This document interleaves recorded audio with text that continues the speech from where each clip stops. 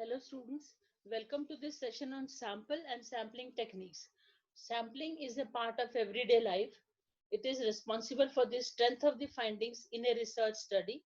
The small group which is selected as a sample for the study and the whole group is known as population. Learning objectives. By the end of the lecture, students will be able to get a basic understanding of terminology related to sample and sampling techniques. Familiarize with the techniques of sampling, recognize the sampling process and factors which influence the sampling process. Now, so what is sampling? Sampling is a careful process of selecting the representative units from an entire population of a particular study. It is an act or a process of selecting a suitable sample for the purpose of determining characteristics of the whole population. For example, when we take a handful of grains to get an idea about the entire bag of grains, or when we take a few morsels or a few spoons of the cooked dish to know about the taste and the flavor, and a few ml of blood is taken to measure the hemoglobin level of the blood in human beings. It is not possible to study an entire population in research. So we take a sample which is known as a representative part of a population is drawn as a sample. And sampling is a very essential part of a research process. Now let's see some of the terminology which is used in sampling before we go to the actual sampling process and also the types of sampling. So terminology used in sampling. Population. So what is the population? It is the aggregate or an entire set of all individuals, subjects or objects which possess common characteristics.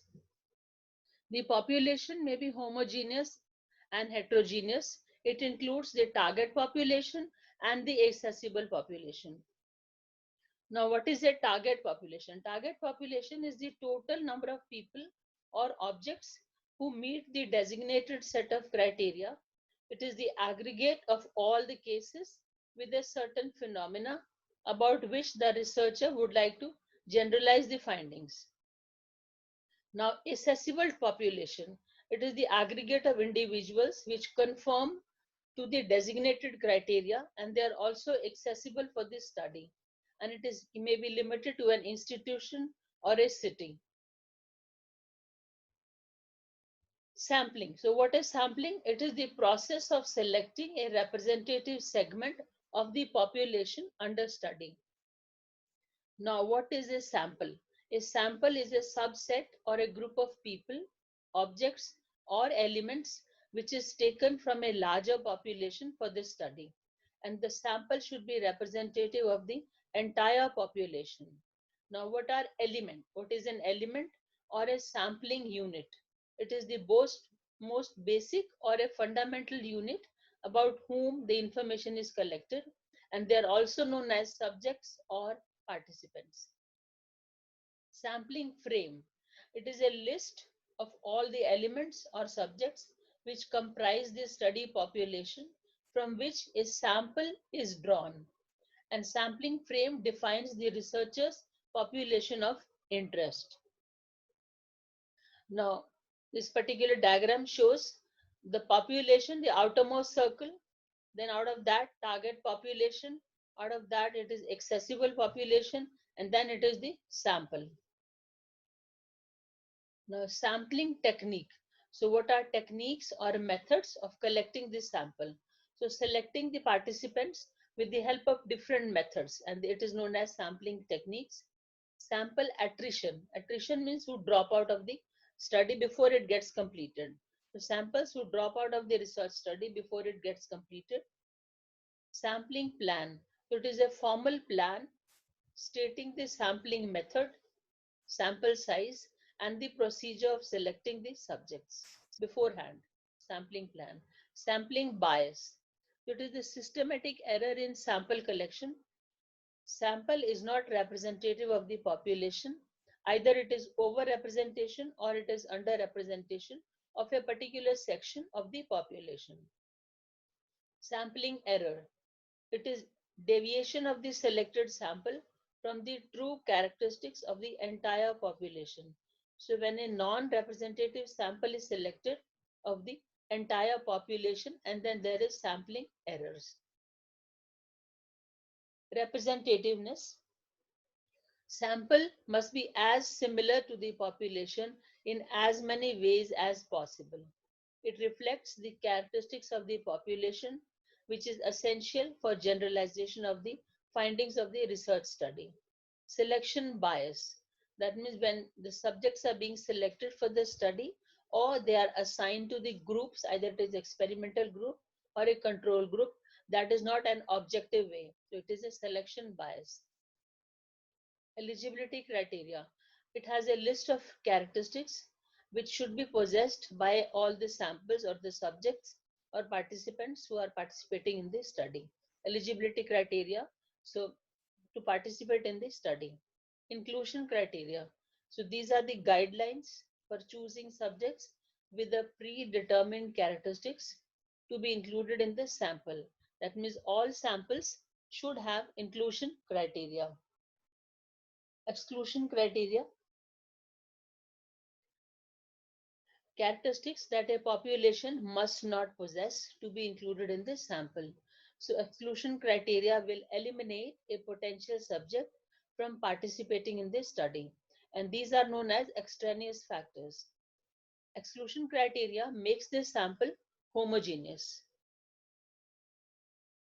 Now coming to the comparison of target population, accessible population, and the sampling frame. Number one, all diabetes patients in India is the target population. Out of that, all diabetes mellitus patients taking treatment at a selected district hospital in Ludhiana, they are the accessible population. And out of this, the sampling frame will be made. A list of diabetes mellitus patients taking treatment at a selected hospital in Ludhiana during data collection period. So it is a list. So list is the sampling frame. Now, all HIV patients in India are the target population. Accessible population taking treatment at a selected hospital in Bangalore, and sampling frame will be the list. A list of all HIV patients who are taking treatment at a selected hospital in Bangalore during data collection period. All institutionalized chronic mentally ill patients in India are the target population. The accessible population is all institutionalized chronic mentally ill patients in Delhi. So a list of all institutionalized chronic mentally ill patients in Delhi is the sampling frame for a particular study. Now, there are some problems which could be encountered in sampling frame when you're writing the sampling frame, making the list. So it is a list of all the subjects, objects, or elements from which the sample is drawn. One problem could be incomplete sampling frame. That means it does not include all the elements in the population and it is not a representative sample. So this is one of the problems of sampling frame, that it is incomplete. Blank elements or some foreign elements in the sampling frame. There are some blanks or they contain elements which are not relevant to the target population. Their characteristics will be different. Duplicate listing. Another problem could be duplicate listing. Elements appear more than once in the sampling frame, and when you evaluate the sampling frame, so appropriate remedial actions should be taken to avoid this duplicate listing.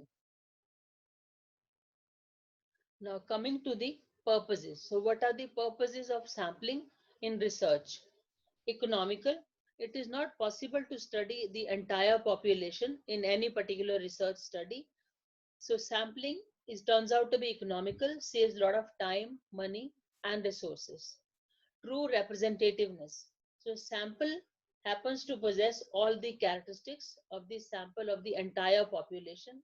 It is very essential for the generalization of the results. So true representativeness of sample. Quick study results. When you study an entire population, that is going to take a lot of time and it is difficult to conduct research on the large population. but a small sample will bring quicker study results. Precision and accuracy of data. So when you take a small sample, the data turns out to be more precise, and it is easy to do interpretation of that particular small data, and it is easy to establish a better rapport with a small sample. So these were the purposes of sampling in research. Characteristics of a good sample. A good sample should have the following characteristics. Representativeness, the foremost and the important characteristics of a good sample. So it should be the characteristics should be similar for a sample, for a target population, and for accessible population, as many as possible. In terms of demographic characteristics, for example, age, gender, occupation, monthly income, area of residence, etc. So if they are similar, it helps in generalization of the findings to the population, the larger group of population. So it should be representative. Number two, adequate sample size. The sample should be adequate so that reliable results could be obtained. As the sample size increases, the representation of this sample also increases, and with the increase in size, there is a decrease in sampling errors. So appropriate sample size, unbiased. So the sample, a good sample should be free from errors and biases. Every individual has an equal opportunity of being selected in the random selection of samples. No substitution and incompleteness. So once a sample is selected, it should neither be replaced nor it should be incomplete in any of the aspects. Feasible. So the good sample should be feasible in terms of the availability of time and also availability of all types of resources, man, money, materials, logistics, and other things. Generalizability. So generalizability means the results of that particular research study can be applied to a larger population. So these were the characteristics of a good sample. Sampling process in quantitative studies. So sampling in the process of is the process of choosing a subset of population, and it aids in generalizing the results of a research study. The two most important principles in sampling process are: one, selecting the right kind of people; two, selecting the people or the sample in right number. So to have an accurate representativeness of the population and minimize the sampling errors. So sampling plan to be formulated to find out the feasibility of the study, accuracy, and also about the cost factors. Now, what are the steps in quantitative sampling process? So they are identifying and defining the target population, describing the accessible population, specifying the inclusion criteria and exclusion criteria, determining the sampling frame, determining the sample size, choosing the sampling method or the technique, and then executing the sampling plan finally. So these were the steps in the quantitative sampling process. Now, to start with, number one, identifying and defining the target population. So in the very beginning, this is the first and most essential stage. Review of literature should be done in advance to find out what has been done in the past, what is known about this particular topic, and what are the type of sample, the size of sample they have taken, what are the sampling technique being used. The problem statement should have a population, variables, and also the setting of the study. It should specify the elements: one, two, sampling units; three, the extent; and fourth, the timings. They all should be defined clearly. Elements, for example, elements are individuals, and the sampling units could be individuals between the age of 20 to 40 years. Extent, individuals between 20 to 40 years having tobacco chewing habit. So that is the extent, tobacco chewing habit. Sampling unit will have the age. Now the timings: individuals between 20 to 40 years having tobacco chewing habit for the last 5 years. These are the four essential issues which should be talked about: elements, sampling units, extent, and then the timings. Now, describing the accessible population. So population should be readily available for the research. All target population cannot be accessed. Accessible population may be restricted to a particular region, to a particular city, to a particular district, to a particular institution, organization. The available resources should be considered, for example, from the time point, money, the funds available, location, and then willingness of the subjects to participate in the study. So that is describing the accessible population. Now, determining the sampling frame.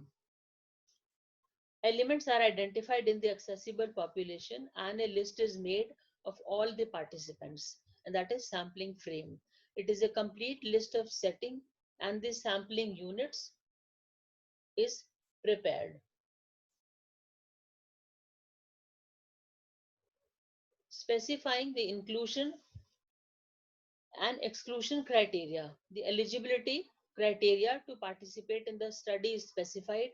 The characteristics of the population are given by both the criteria. Inclusion criteria, participants who can take part in the study. Exclusion criteria, participants who are eliminated because of their characteristics. So all the specified sample or the selected sample must meet all the inclusion criteria. And the sampling approach or the method or technique should be for selecting the sample subjects. So determine the sample size. It is very essential to determine the sample size. So it should be planned in the sampling plan in the beginning. Sample size, how many elements to be selected, and what is the duration of the study or the time of the study, if it is a short term or a long term or a very long term, or it is an academic duration, and then the funds available for the study. So determine the sample size. The sample size will depend on the type of the study. It can be done with the help of power analysis or with the help of statistical software package. The attrition rate, that means participants who drop out from the study before it gets completed. The attrition rate must be kept in mind while deciding the sample size or while determining the sample size. Specify the sampling plan. So before the selection of a sample, a sampling plan is made for the smooth implementation of the sampling process. Selecting a desired sample. So that's the last step of sampling process, selecting a desired sample. Finally, a representative sample is drawn from the accessible population to be a part of data collection. So this was about the research process steps.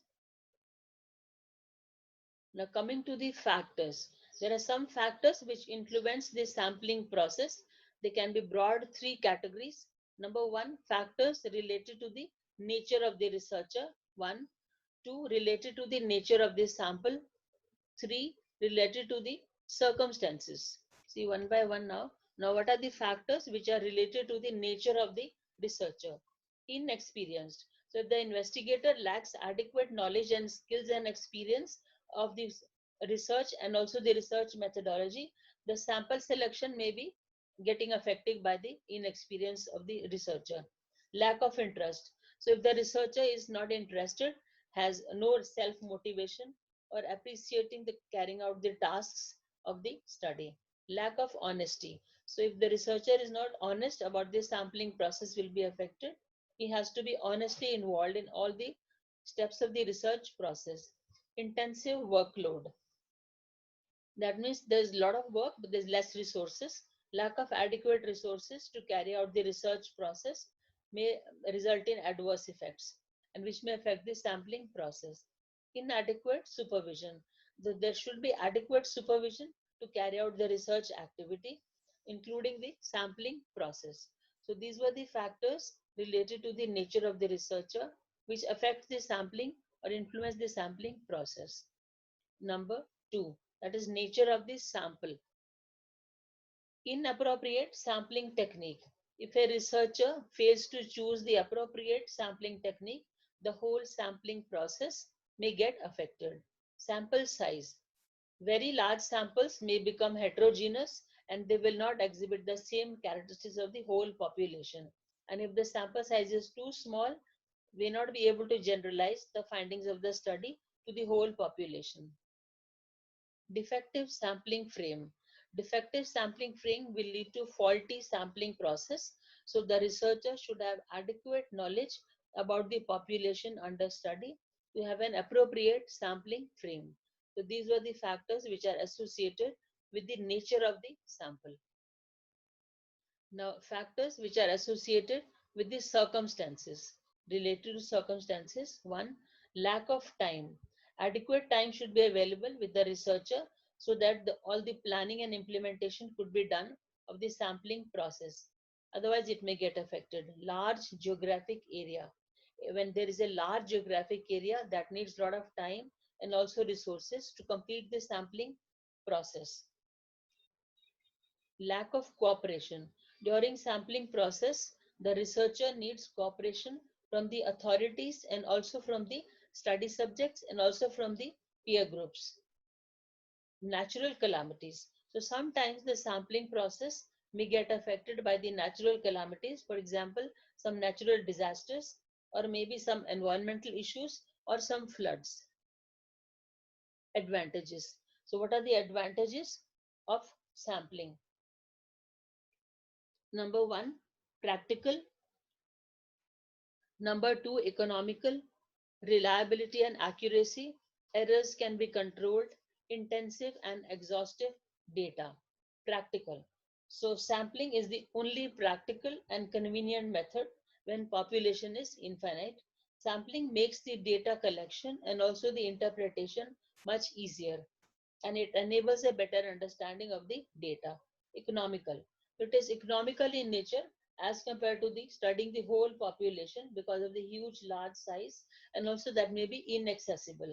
And it is economical to collect data from a small sample rather than the entire population. So the researcher can save all resources, time, money, and resources. Reliability and accuracy. So the conducting a study on an entire population will provide the researcher with the huge data and making it a cumbersome task to maintain the data. So sampling will ensure complete precision, reliability as the magnitude is limited. Now errors can be controlled by appropriate sampling methods and techniques.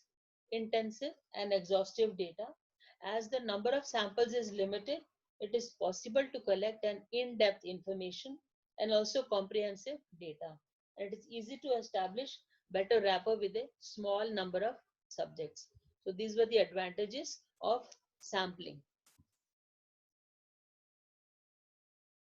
Principles of sampling. So some principles to be kept in mind while selecting a sample. Sample units to be selected in a systematic and objective manner. There should be no biases. Sample units must be clearly, easily identifiable, and they should be clearly defined. They are not interchangeable once they are selected. Sample units must be independent, they should be uniform, and they should be of the same size, should appear only once in the sample. Selection process should be based on a very sound criteria, should avoid errors, should avoid biases, and also distortions of the information.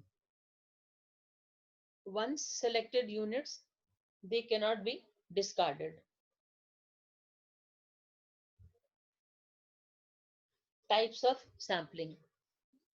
There are two types of sampling, probability and non-probability sampling.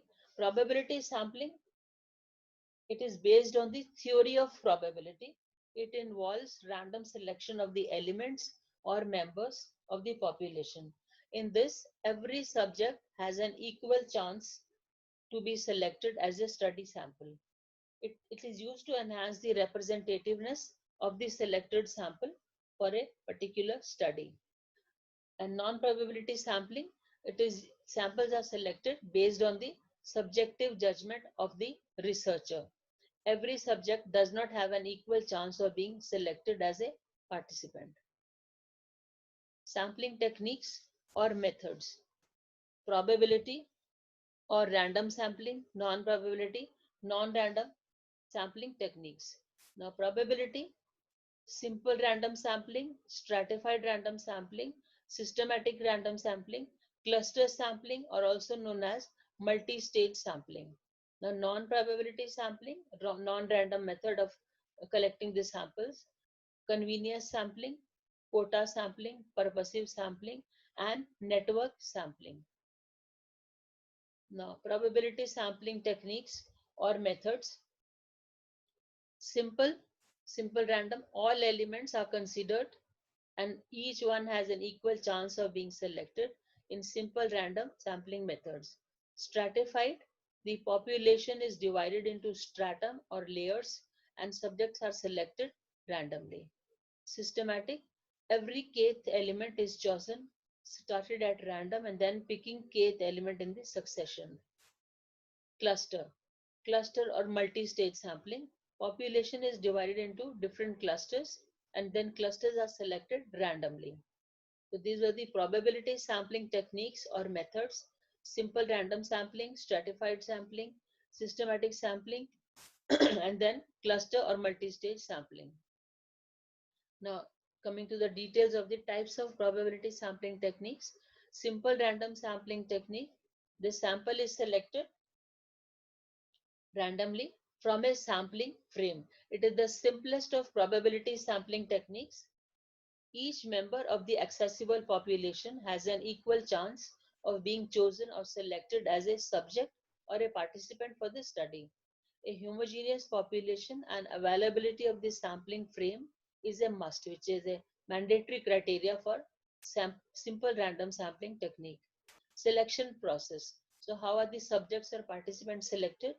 Identify and define the population, decide the desired sample size, list all the members of the population, and then assign numbers to all the members of the population.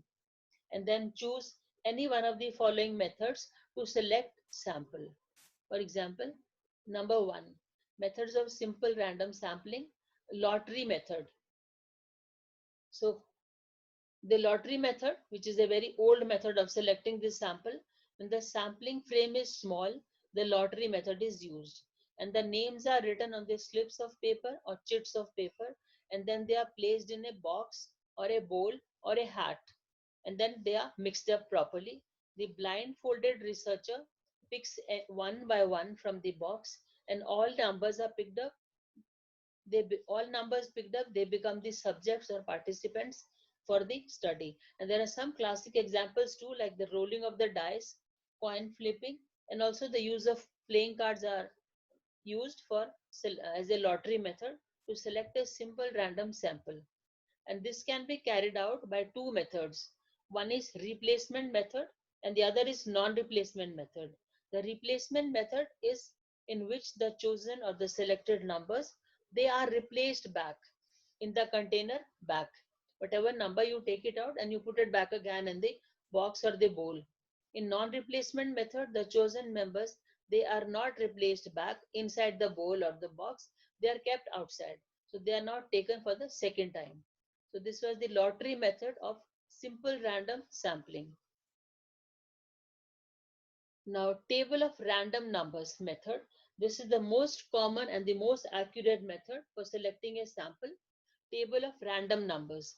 So subjects are selected by using a random number table.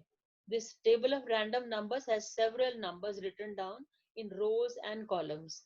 And the researcher places a finger on the random number table with his eyes closed. And that number becomes the starting point or the starting place of selecting the numbers. And further numbers are identified by moving the finger either up or down or right or left till the time the desired sample size is obtained or taken out. Similar numbers, if you get the similar number again and again, so those numbers are ignored and the subsequent numbers are taken for the sample. Now, for example, Tippett's random number table. Fisher and Yates, again random number table. So there are standardized ready-made number tables available. So this was the table of random numbers.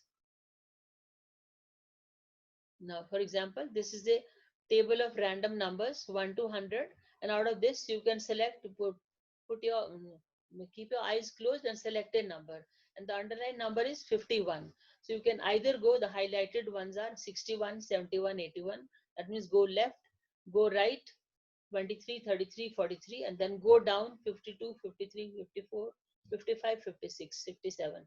So that is how the numbers are selected, the random number out of random number tables. So this is again 25. So this is using computer generated numbers. Random numbers can also be generated from the computers. Random number generator, it is a computer software program which is used for generating random numbers. They are used when the target population is very large, and subjects may be selected using the random table numbers. The minimum number, the maximum number, and the required size has to be entered in the menu. And after the entry, the software produces random numbers. For example, Open Epi software random program, where the minimum number is 1 and the maximum number is 150. So this is 25 random numbers which have been taken from 1 to 150. 1 is the minimum, 150 is the maximum. They have been generated from Open Epi random program, which is available at www.openepi.com. So this is the random number generator, known as random number generator, and the required sample size is equal to 25. So this is what you, after you feed, this will give you the numbers will be generated from 1 to 150, 25 numbers. So you have to only enter your minimum number, maximum number, and then the required sample size. So merits. Coming to the merits, the best part is the merits of this simple random sampling technique. Best part is the easiness of the assembling this sample. It has the high representativeness of the sample characteristics. It is the most unbiased probability method of sampling. The simple random sampling requires minimum knowledge about the population. It is free from sampling errors, and it is more scientific and simple to use. It is applicable in small homogeneous population, and it is readily available. Demerits: if there is no sampling frame, if we do not have sampling frame is not available, then simple random sampling is not possible. A complete and up-to-date list of all the members is mandatory to carry out the simple random sampling process. Large sample size is compulsory to do this. Expensive, it turns out to be more expensive and time-consuming process. If the sample size is small, the sample will not be a true representative of the population. Cannot be used on a widely distributed sample. Lots of procedures need to be done before sampling is actually accomplished, and it is happens to be a laborious process. So this was the simple random sampling technique. Number 2, stratified random sampling. The entire population is divided into different homogeneous subgroups or strata. Final subjects are selected randomly, proportionately from the different strata or the layers. And it is also used for heterogeneous population. The strata are divided according to the traits. What are the features, traits, or characteristics of the population? For example, age-wise. The stratified random sampling could be age-wise. For example, children, adults, and then male, female. Then gender, male, female. Religion, all religions, Hindu, Muslim, Sikh, Christian. Socioeconomic status, high, middle, and then poor. Diagnosis, a particular diseases. Education level, whether it is graduation, post graduation, or it is undergraduation or class 12. Geographical region, type of care, and also type of institution. So these are the various traits of the population which can be taken to develop the strata. Stratification ensures all identified characteristics are adequately represented in the sample.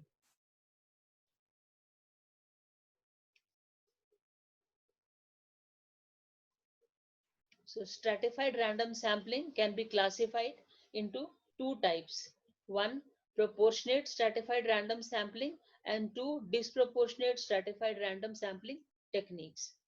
So in the proportionate stratified random sampling, the population, as the name suggests, proportion, it is within a proportion. Proportionate stratified random sampling, the population is divided into small groups or strata, which is based on common attributes. The random samples are taken from each strata in proportion to the population, and it is widely used in heterogeneous population. Same sampling proportion in each stratum is taken up, irrespective of the strata size, whether any strata is big or small or medium, but the sampling proportion will be same in each stratum. So this is proportionate stratified random sampling. So this is about the proportionate stratified random sampling.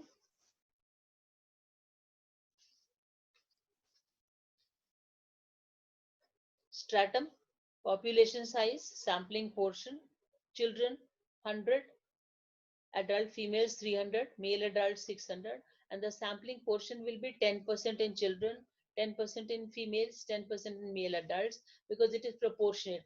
The sample will be drawn proportionately from all the three strata, that is children, female adults, and male adults. And accordingly, the sample size will be 10 for children, 30 for female adults, and 60 for male adults. So this is proportionate stratified random sampling, whether it is taken by proportion, equal proportion, 10% for all. Disproportionate, so it is the opposite, where different strata have different sample fractions or portions. The sample selected from each strata is not in proportion to the size of the total population in that stratum. So it is just the opposite of the proportionate stratified random sampling. Each stratum has different sampling portions or fractions. This type of sampling is determined by three factors. One, the size of the strata. Two, internal variances among the data, and three, the sampling costs. And the only difference between proportionate and disproportionate stratified random sampling is the sampling portion. The sample portion should be allocated carefully to avoid overrepresentation or avoid underrepresentation. Now, disproportionate stratified random sampling, if you take the same sample, population size is 100 for children, 300 for female adults, 600 for male adults. And the sampling portion will be 10% of children in disproportionate, 30% in female adults, 60% in male adults in disproportionate stratified random sampling. And the sample size will be accordingly to the portion, percentage of the portion. For example, 10 children, 90 female adults, and 360 male adults. So this is the sampling portion is 10% in children, 30% in female adults, 60% in male adults, depending on their population size, as compared to the proportionate random sampling, stratified random sampling, which is 10% in children, 10% in female adults, and 10% in male adults.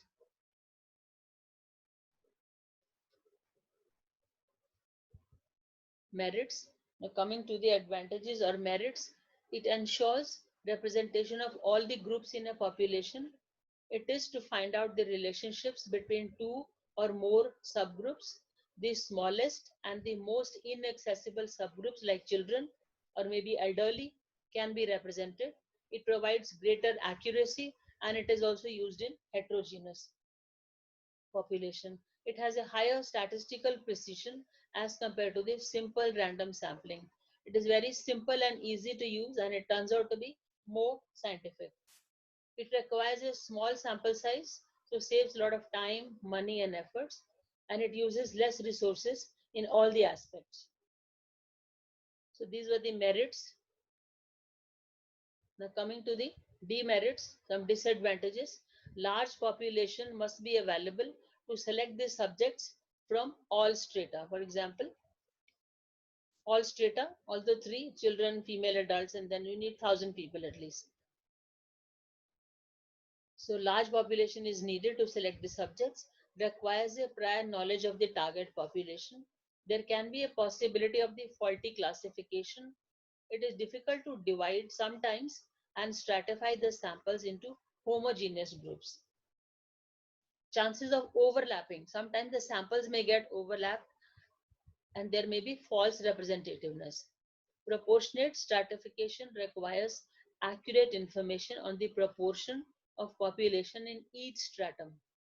So these were the demerits of stratified random sampling. Now the last one, the third one, systematic random sampling.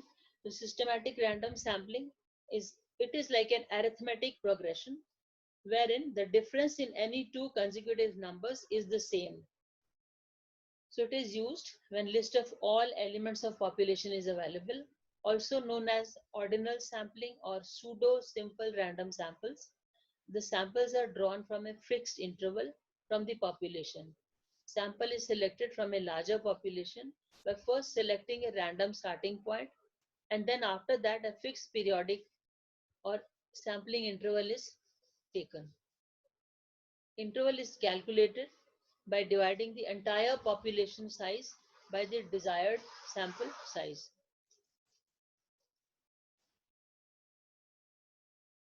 Now, selecting every kth unit, that is, or either a person or a house or a patient in the population or from the sampling frame.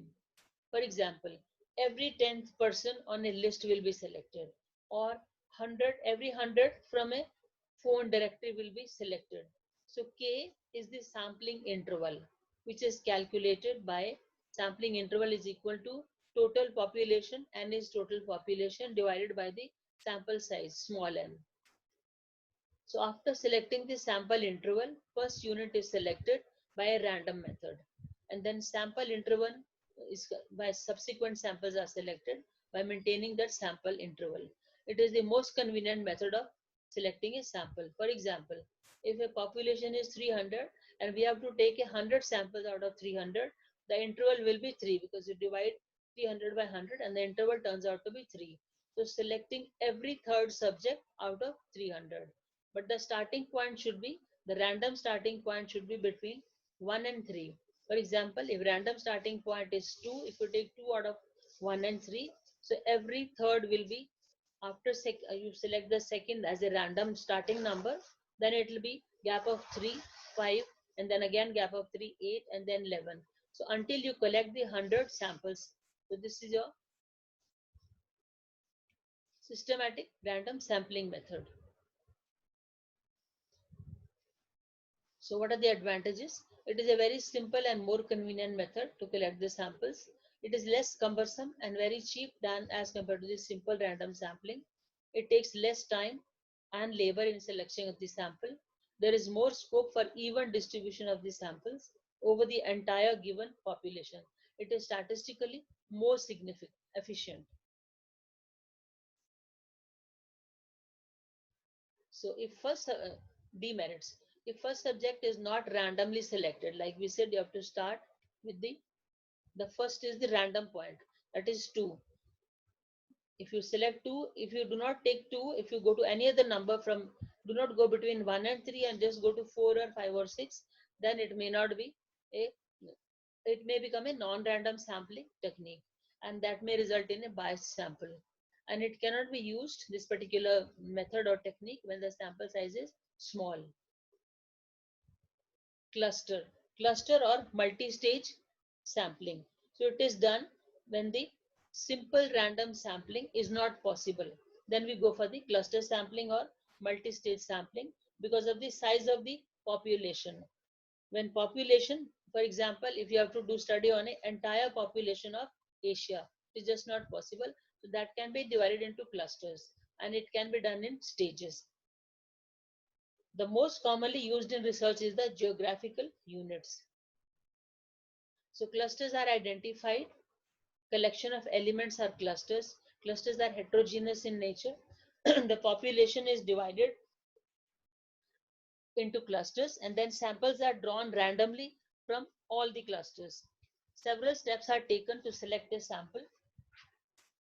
For example, wards, units, villages, cities, districts, slums, countries, schools, colleges. The commonly used in national surveys. If samples are selected in a single stage, it is known as a one-stage sampling. Two-stage sampling and then several stages is known as multi-stage sampling. And it is used in a large population and also when the population is scattered. So this is cluster sampling, also known as multi-stage sampling. Types of cluster sampling: one-stage sampling, two-stage sampling, and multi-stage sampling. And how do you carry out this cluster sampling? First, identify and define the population, determine the sample size, decide the clusters to be included, list all the clusters, estimate the average number of sample per cluster, determine the number of clusters which you will be needing, randomly select the number of clusters, include all individuals from each of the selected clusters for the study. So whatever cluster you select, all individuals have to be included as study participant from that full cluster. This is the schematic representation of the cluster sampling technique. For example, population, undergraduate nursing students, and then finally cluster 1, college 1, cluster 2, cluster 3, which is college 3, cluster 4, cluster 5. So out of these 5, you randomly select cluster 1, cluster 3, and then cluster 4. And finally you include all the students selected in cluster 1, that is college 1, all students to be included from college 3 and also from the college 4.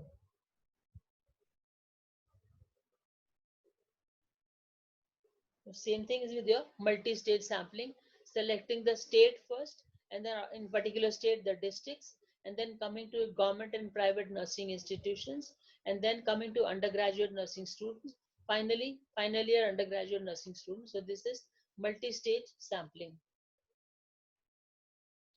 Merits. So what are the advantages of multi-stage or cluster sampling? It is very useful in a large population and when the population is scattered. It is the most time efficient and cost efficient design. Sampling frames are not needed or names are not required. It is a cheap method and very quick and easy technique to take the sample. Large sample size can be used. It is inexpensive and it allows results to be generalized. The same cluster can be used again for the study. Demerits. So what are the disadvantages? Least representative of the population. Sometimes subjects have similar characteristics in a particular cluster. It can be over-representation of a one cluster or under-representation of another cluster. There's high possibility of sampling errors. Sampling bias can occur when unequal size is selected from one sample, one particular cluster. There's unequal size from one cluster and then another size from another cluster. May not be feasible to apply the findings. It is less or inadequate number of clusters are involved in the research study. Now to conclude, coming to the conclusion, probability sampling techniques are the most preferred and valued method of obtaining the samples in a research study. There is always more representativeness, it is more economical, and there is greater accuracy of the results. Large geographical areas can be covered through the cluster sampling or multi-stage sampling. The only limitations are that they are turn out to be more expensive and more time consuming. Sampling frame is needed and stratification may be difficult sometimes. So this was all about sample and sampling techniques. Thank you, students.